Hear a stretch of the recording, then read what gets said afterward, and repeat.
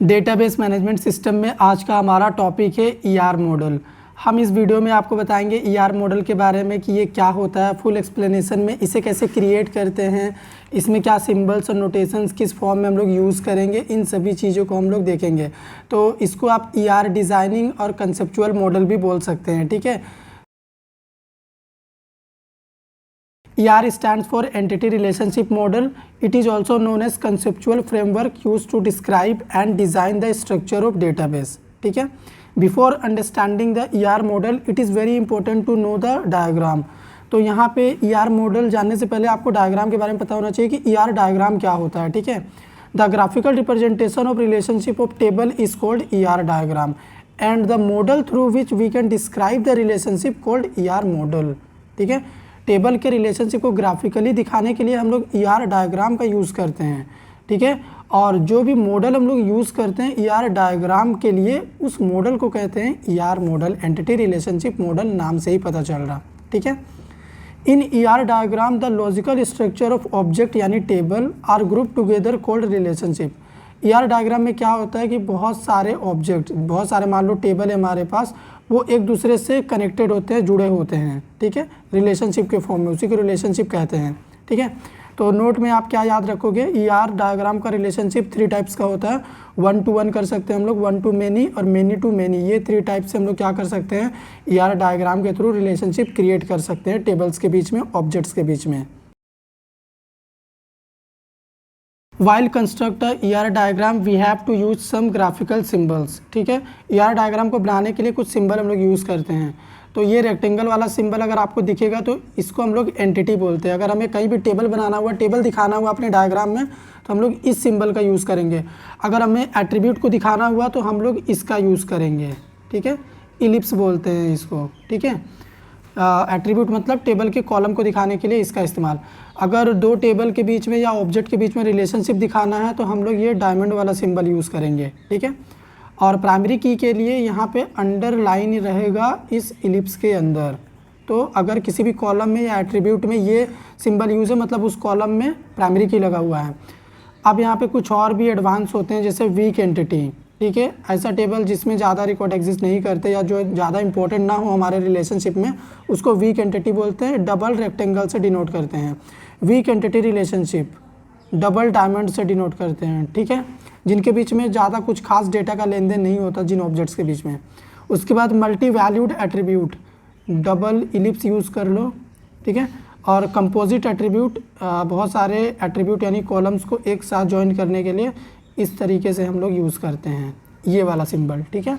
तो ये कुछ सिंबल हो गए। इन्हीं सिंबल का यूज़ करके हम लोग क्या करेंगे, हमारा ER डायग्राम बनाएंगे। लेकिन उससे पहले हम लोग क्या करते हैं, ER डायग्राम बनाने के लिए कुछ रूल्स हैं, उन रूल्स को आपको बता देते हैं, फिर उसी रूल्स को फॉलो करके हम लोग अपना डायग्राम ड्रॉ करेंगे।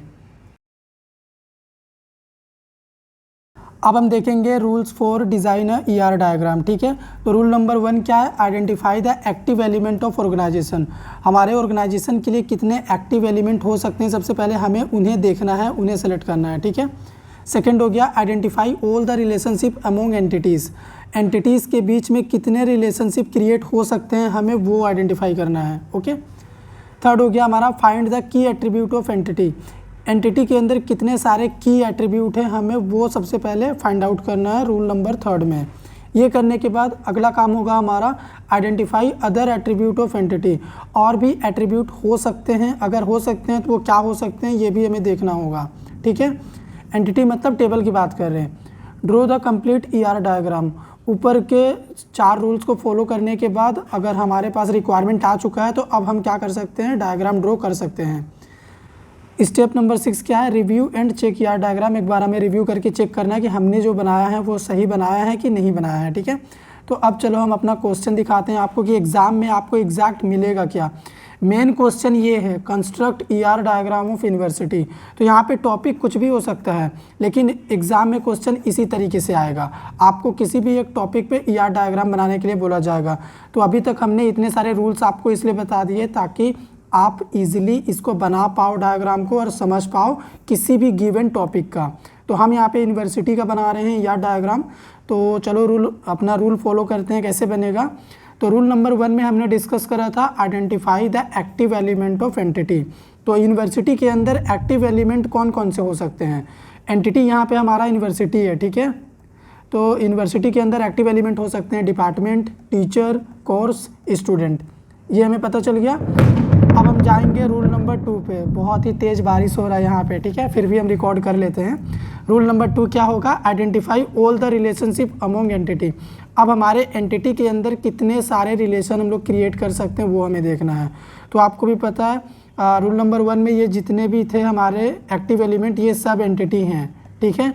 तो यहाँ पे क्या होगा? सबसे पहले तो यूनिवर्सिटी एंटिटी से इतने सारे एंटिटी हम निकाल लिए। अब क्या होगा? इन एंटिटीज़ के बीच में कितने रिलेशन है हमें वो देखना है। तो यहाँ पे देखो, एक डिपार्टमेंट मेनी टीचर हो सकते हैं, एक डिपार्टमेंट एक टीचर हेड हो सकता है, ठीक है। एक डिपार्टमेंट में बहुत सारे कोर्सेस हो सकते हैं, बहुत सारे कोर्सेस को बहुत सारे स्टूडेंट एनरोल कर सकते हैं, बहुत सारे कोर्सेस को एक टीचर पढ़ा सकते हैं। तो ये रिलेशन हो सकते हैं, इतने सारे रिलेशन हो सकते हैं, ठीक है। तो ये हो गया हमारा रूल नंबर 2।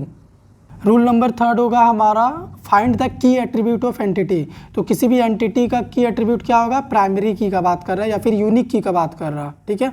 तो हमारे पास एंटिटी था डिपार्टमेंट, तो उसका की एट्रीब्यूट होगा हमारा प्राइमरी की, डिपार्टमेंट आईडी। फिर था टीचर, तो टीचर का की एट्रीब्यूट होगा टीचर आईडी। फिर था हमारे पास कोर्स था एंटिटी, तो कोर्स आईडी होगा उसका यूनिक की आईडी। फिर हमारे पास स्टूडेंट एंटिटी था, तो उसका यूनिक क्या होगा? की एट्रीब्यूट स्टूडेंट का रोल नंबर। यानी यहाँ पे वो सारे एट्रीब्यूट देखने हैं हमें जिसमें यूनिक वैल्यू रहेगा, डुप्लीकेट नहीं रहेगा, ठीक है। इतना करने के बाद रूल नंबर 4 में हमने आपको बताया था आइडेंटिफाई अदर एट्रीब्यूट्स, और क्या क्या एट्रीब्यूट्स हो सकते हैं एक्सेप्ट की एट्रीब्यूट्स। तो डिपार्टमेंट में डिपार्टमेंट का नेम हो सकता है, डिपार्टमेंट का कॉन्टैक्ट, डिपार्टमेंट एड्रेस, डिपार्टमेंट का ईमेल आईडी। इसी तरह टीचर में नेम, फ़ोन नंबर, एड्रेस हो सकता है। कोर्स में कोर्स का नेम, फीस, ड्यूरेशन। स्टूडेंट में स्टूडेंट का name, address, phone, date of birth student का, ये सारे हो सकते हैं, और भी हो सकते हैं, बट इतना ही हम लेके चल रहे हैं, ठीक है। तो ये हो गए हमारे रूल नंबर 4। अब रूल नंबर 5 में हमें करना क्या है? इन सभी रूल्स को, रूल 1 से 4 तक हमने जितने भी रिक्वायरमेंट गैदर करके रख लिए हैं, अब इनका यूज़ करके हमें फाइनल ईआर डायग्राम डिज़ाइन करना है। तो अब हम कर सकते हैं क्योंकि हमें पता चल गया है हर एक चीज़। तो अब चलो फाइनल डायग्राम बनाते हैं अपने रिक्वायरमेंट को हम लोग लेके। तो सबसे पहले यहाँ पे क्या होगा? डिपार्टमेंट। तो यहाँ पे हमने डिपार्टमेंट को एंटिटी से इस तरीके से रिप्रेजेंट करते हैं रेक्टेंगल से, ठीक है। तो डिपार्टमेंट में डिपार्टमेंट आईडी ये एट्रीब्यूट है हमारा, ठीक है। तो ये की एट्रीब्यूट है, देखो यहाँ पे अंडरलाइन है प्राइमरी की। Department email, department name, department address, ये हो गया। तो यहाँ पे इस तरीके से आते हैं। तो एक डिपार्टमेंट के पास बहुत सारे टीचर हो सकते हैं, एक डिपार्टमेंट में बहुत सारे टीचर हो सकते हैं। तो अब यहाँ पे आएंगे, ठीक है। तो टीचर में देखो टीचर की आईडी, ये हो गया हमारा की एट्रीब्यूट। टीचर का एड्रेस, नेम, फ़ोन नंबर, ये हो गए, ठीक है। और इसी तरीके से अगर हम वापस से देखें तो यहाँ पे डिपार्टमेंट में आएंगे हम लोग, एक डिपार्टमेंट ऑफर मेनी कोर्सेस, ठीक है, इस तरीके से। तो कोर्सेस में देखो कोर्स की आईडी, की एट्रीब्यूट, कोर्स का फीस, कोर्स का नेम, कोर्स का ड्यूरेशन। उसके बाद एक कोर्स जो है बहुत सारे स्टूडेंट एनरोल कर सकते हैं, one course enrolled by many students. तो स्टूडेंट में स्टूडेंट का की एट्रीब्यूट हो गया स्टूडेंट का रोल नंबर, फिर बाकी के एट्रीब्यूट हो गए name, phone number, date of birth, ठीक है, ये हो गए। और इसी तरीके से यहाँ पे अगर हम देखें कोर्स और टीचर का क्या होगा, तो one course टॉच by many teacher, ठीक है, या फिर ऐसे कर सकते हैं many teacher talk one course, ऐसे भी हो सकता है, ठीक है। तो अभी आप लोग बताओ क्या ये मैंने सही रिलेशन क्रिएट करा? नहीं, यहाँ पे आपको खुद सोच के पता चलेगा ना कि एक टीचर बहुत सारे कोर्स पढ़ा सकता है, एक टीचर टॉच बाय मेनी कोर्सेस, ठीक है, टीच्ड बाय मेनी कोर्सेस, ऐसे। तो आप खुद रियल में खुद इमेजिन करो और सोचो कि क्या हो सकता है, वही आपको यहाँ पे ड्रॉ करना। बस आपको नॉलेज होना चाहिए इन सिंबल्स को कि कौन से सिंबल किस लिए यूज़ कर रहे हैं। ये हो गया एंटिटी, ये हो गया रिलेशनशिप, ये हो गया हमारा एट्रीब्यूट, ठीक है। और ये हमारे इस तरीके से हमें आपको डिनोट करके दिखाना है कि कौन सा फ्लो किस डायरेक्शन में जा रहा है। जैसे यहाँ पे डिपार्टमेंट का हेड हो सकता है, एक ही टीचर हो सकता है, ठीक है। तो यहाँ पे क्या होगा, एक डिपार्टमेंट का हेड एक ही टीचर हो सकता है, 1 to 1, ठीक है।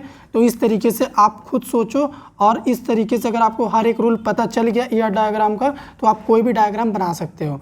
अब आपको स्टेप 6 में करना क्या है, review the diagram and check all the relationship and attributes are are drawn और नोट। आपको क्या करना, रिव्यू करके चेक करना कि आपने जो बनाया है वो सही बनाया है कि नहीं। तो वो आप रिव्यू करोगे तो आपको पता चल ही जाएगा। तो इस तरीके से ER डायग्राम डिज़ाइन होता है किसी भी गिवन टॉपिक पे।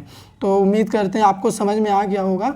अगर आया हो तो वीडियो को लाइक करो, शेयर करो, चैनल पे नए हो सब्सक्राइब कर दो।